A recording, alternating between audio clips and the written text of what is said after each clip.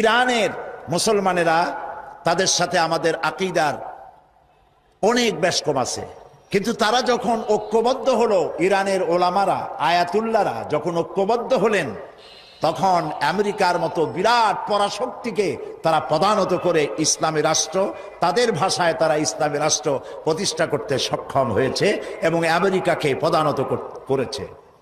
এখানে আয়াতুল্লাহ খমিনীর একটি কথা আমার মনে পড়ে, কি সাহস তার! ইমান আকীদা যাই থাকুক, আকীদার প্রশ্নে আমরা আপোষ করব না, কিন্তু এই কথাটা তো বলতেই পারি।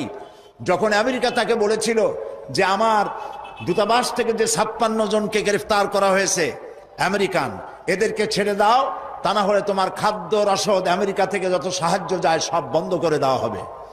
আয়াতুল্লাহ খমেনি জবাব দিয়েছিলেন আমেরিকান প্রেসিডেন্টকে, তুমি কারে খাবারের ভয় দেখাও? যেই জাতির বছরে 1 মাস না খাইয়া থাকা ফরজ, সেই জাতি তোমার খাবারের অপেক্ষা করবে? তোমার মতো কাফেরদের খাবারের কোনো পরোয়া আমরা করি না। মুসলমানেরা যখন ঐক্যবদ্ধ হয়েছিলেন, আল্লাহ তাদেরকে বিজয় দান করেছিলেন সেখানে।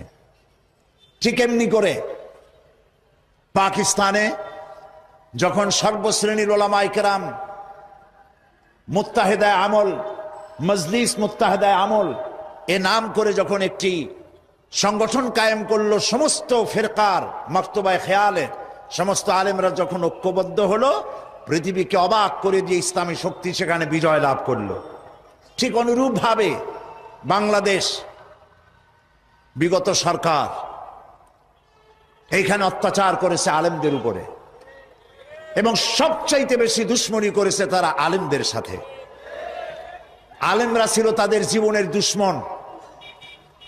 যে কবি তার কবিতার মধ্যে লিখেছে, ফজরের নামাজ যখন, ফজরের আজান যখন শুনি, মনে হয় যেন বেশ্যা তার খরিদ্দার ডাকতেছে।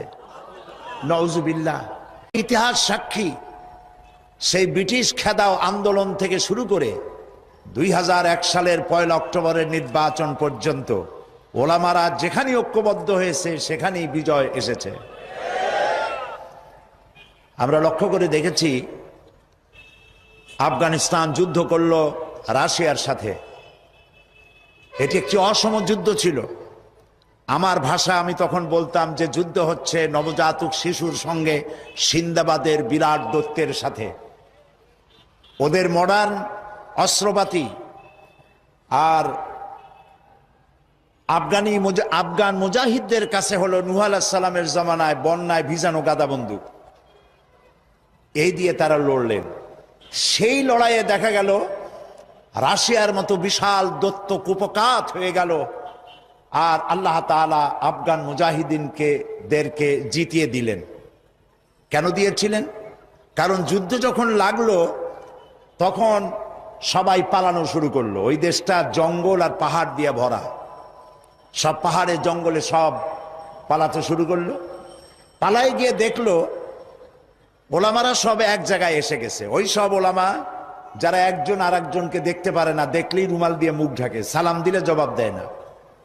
ফতোয়া দিয়েছিল সে কাফের 5 কারণে, উনি কাফের 3 কারণে, আর উনি কাফের 17 কারণে।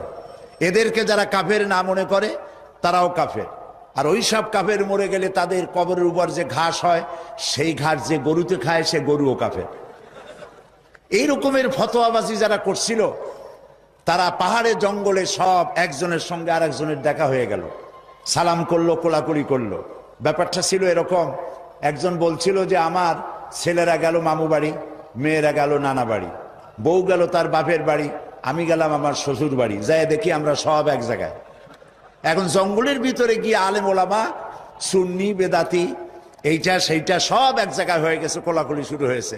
বলল যদি এই কোলাকুলি আগে করতাম তাহলে তো রাশিয়ার ভূত আমাদের ঘাড়ে চড়তে পারত না।